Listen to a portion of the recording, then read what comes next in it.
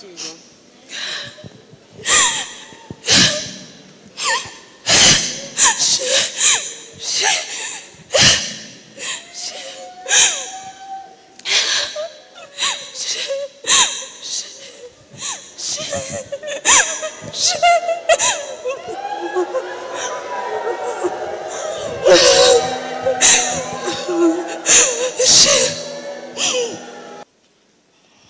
Yesu ashimwe. Biragoye cyane muri uyu mwanya kube nicyo navuga kuko ari ibihe binduhije kandi bitanyoroheye namba, ariko ndashaka kubaha ku buhamya ho gatoya. Uyu ni mama, uyu ni papa, Jacques ni umusaza wanjye nkurikira bwa gatatu. Mama yadusigaranye turi abana b'imfubyi, turi abana 4, turi abahungu 2 n'abakobwa 2. Papa apfa turi abana bato cyane. Mama apfakara ari mutoya. Akimara gupfakara abantu bakazajya baza bakamubwira ati duha abana nawe ugenda ushaka ubuzima bwawe, dore upfakaye uri mutoya ntabwo uzashobora kubarera. Arangije atwizirikaho turyana ubusa, inzara iratwica, ariko kimwe cyo twarasengaga nubwo nari muto. Mama yajyaga muri niba ture tukajyana mu materaniro, tukajyana Imana ikavugana natwe itubwira heza izatugeza, ibyiza izadukorera. Igihe cyaje kugera izana uyu mupapa mu buzima bwa mama, mu buzima bwacu, mbese imuzana mu buzima bwacu. Papa ndabigushimiye, araturera.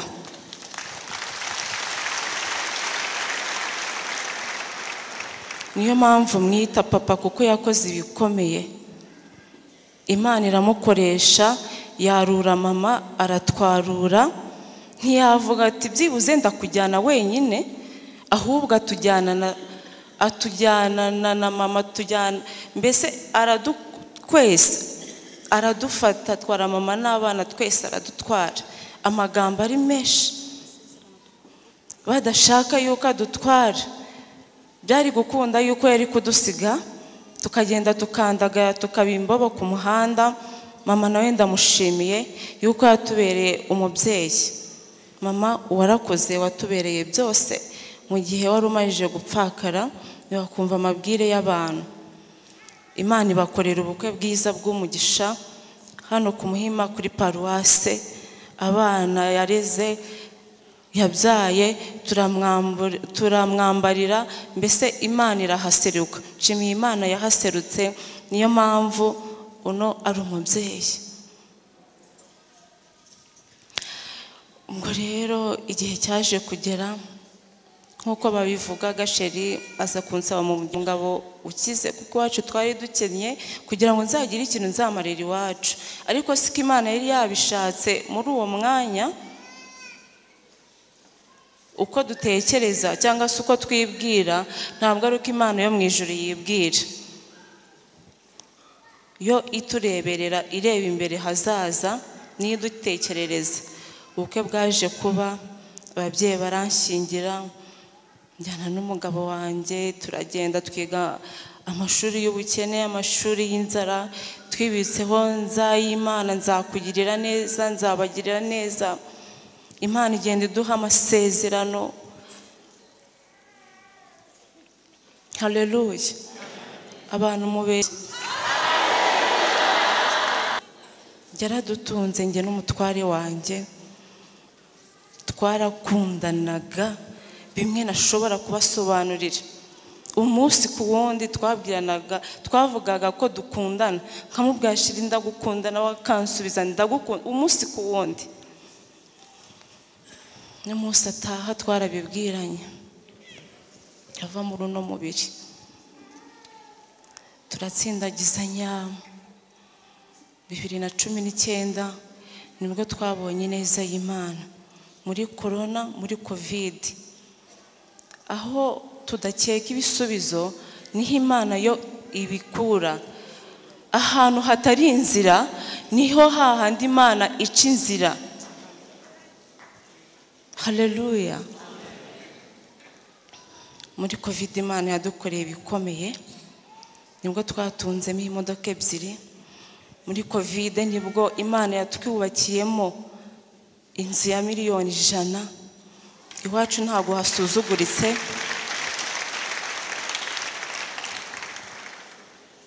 ntabwo hasuzuguritse. Imana yajya guitubwira tukagira ngo ni inzozi, tukagira ngo turarota. Twabaga mu nzu y'icyumba na salo, kwishyura ari ibibazo, tubura 15,000, tuburara, turya inyama zo ku mifungo, nkiyita nkanywa supadipu, njya kubyara nkataha n'amaguru. Twahuye n'ubuzima, ariko Imana iza kudutabara. Nta myaka 3 yarishize Imana idutabaye.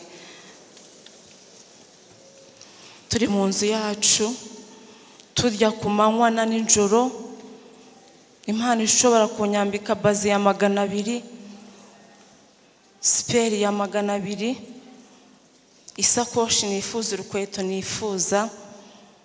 Ariko yari umuteguro w'Imana. Uko mbitekereza, yagira ngo umugabo wanjye atahe nta deni na ritoya imufitiye. Ndashimiye Imana muri urwo rugendo rwose ko yadushoboje tugakora umurimo w'Imana neza. Bari abana bavuye ahangaha, harimo 4 tutabana ariko twashingiye, abandi bose twabareraga biga imyuga. Harimo abiga muri interna, muri universite. Nanjye muzambe hafi, muzadushyigikire, ndabibasabye. Icyumweru cya nyuma Sheri ajya gutaha yitaba Imana, nagizemo ibihe byinshi cyane byo gusenga, nawe yagizemo ibihe byo gusenga. Hariya yakoreraga Kamuhoza, nibature ya nyuma y'icyumweru apfiriyemo. Murabizi yarabikoze, yarabizi ko ari umugeni, kandi nanjye ntari mbizi. Mbese Imana yaramuteguye bihagije. Gusa icyo nababwira, yari umugabo mwiza, uca bugufi, ukunda abantu, ukunda Imana, utishyira hejuru, wemera no guhanurwa. Abantu babana nabo, babanaga nabo umunsi ku wundi, abenshi barabizi. Yubahaga bimwe biteye ubwoba, yubahaga n'umwana mutoya yamwubahaga.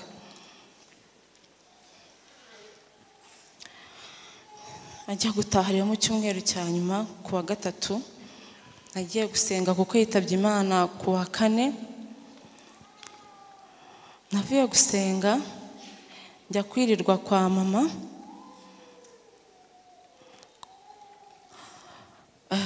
Ndi mu masengesho, Imana irambwira ngo giteguye urugendo rwihuse cyane.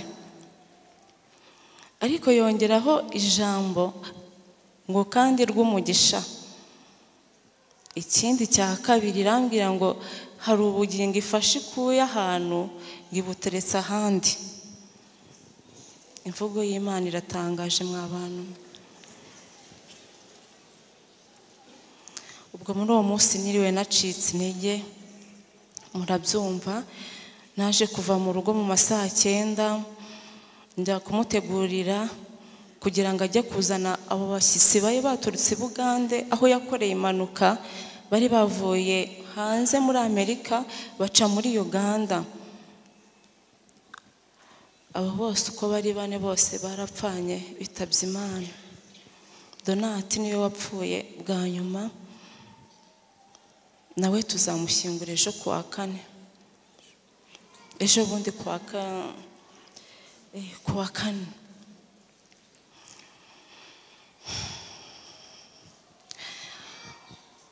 ubwo yagiye amahoro muri Uganda, agiye kuzana abo bashyitsi bari baje kudusura, twagombaga no kujyana. Ndavuga se abashyitsi baraza babura umuntu bakira, nigira mu gikoni ndateka buri kimwe cyose. Bari hafi kwambuka umupaka barenze mu mujyi, arampamagara yishimye ati sheri ngo fori ikintu muramukazi yakuzaniye, ngo ntabwo ndakabati ndabivuga. Bose bari bari arambwira ngo reka ngusunikira akantu kuri fone wongereho, hari ikindi kintu yambwiye ko ngomba kongeraho. Icyo kintu nacyongeyeho, ntegura ameza, abana bari bakiri mu gikoni. Arambwira ati unsigaje amasaha 3 ngo mbe ngeze aho ngaho mu rugo n'abashyitsi bacu. Saa 3 zikubisemo, saa 4 nabaraga ko saa 3 n'ice rwo bagomba kuba bangezeho. Saa 4 zigeze numva umutima utangiye kundya. Fata fone mpamagara sheri nka 3 mbona ntayifashe. Mpamagara Donati inshuro ya mbere ntiyayifata. Iya kabiri numva umuntu utavuga neza ikinyarwanda arampamagara ngo bose ngo bafuye. Ndamubwira ati we musajya nibikiri kumbwira ngo bose bafuye. Numva ntabwo ndi kubyiyumvisha. Bimeze gute? Mu bintu sinzi ukuntu nabibasobanurira. Ngo ako kanya nahise nitunganya, njyana na Eric uriya big head, tuhita twambukana umupaka n'umwarimu witwa Fayina n'umuturanyi witwa Vincent ufite imodoka atugezayo. Twagezeyo mu masaa 5:30 aho impanuka yabereye. Bazanye breakdown ebyiri, ikimodoka cyanze kubavaho, uko bagihatiriza gikomeza, mbese namwe murabyumva ukuntu ibintu byari bimeze. Ibaze guturuka kuri accident yabaye saa 2 ijoro ryose, buracya bayibakuyeho saa 6 z'amanywa. Ariko njye numvaga gihumeka.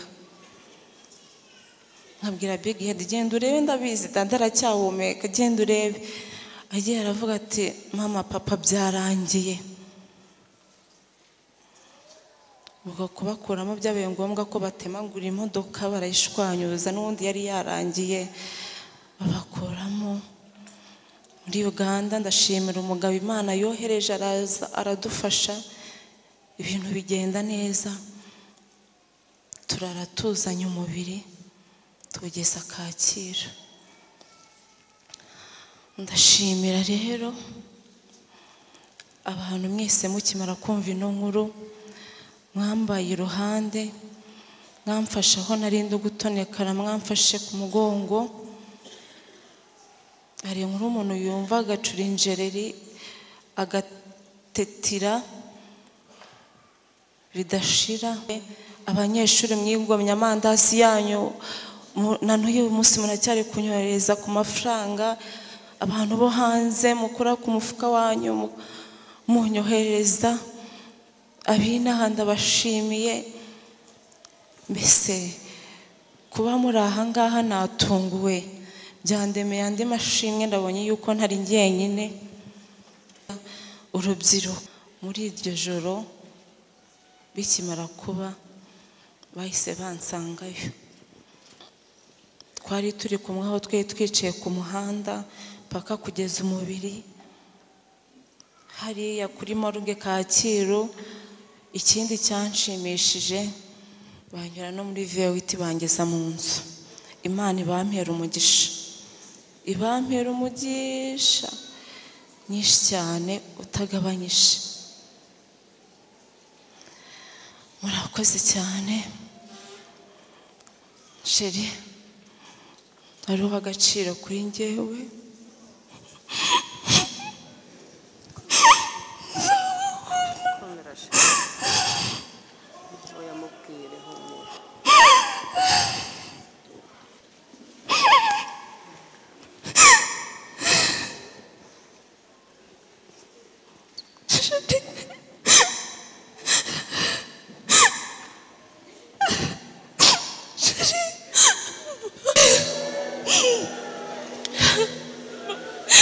Imana iguhira uko ari idashira wayikoreye imirimo yawe iguherekeze.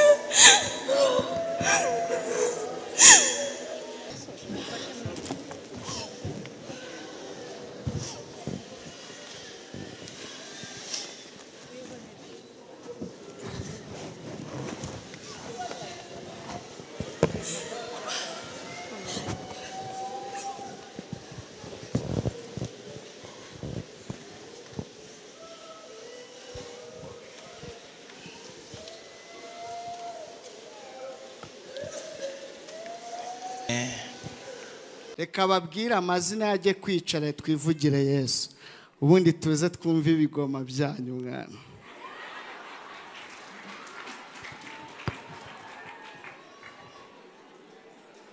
Haleluya. Yesu ashimwe. Ndanezerewe kuba ahangaha, turanezeye mu mitima yacu. Amazina nitwa Uwanyana Asiya. Ongeraho ngo mama pastor. Mama Pastor. Eragari Yesu wabiremye mwana. Niwe sheri. Warakoze kunyemera. Yego. Ariko nawe urabyumva. Dufitanye abana 4, abakobwa 2 n'abahungu 2, basa nande. Nase. Genda ube wicaye hariya twivugira Imana.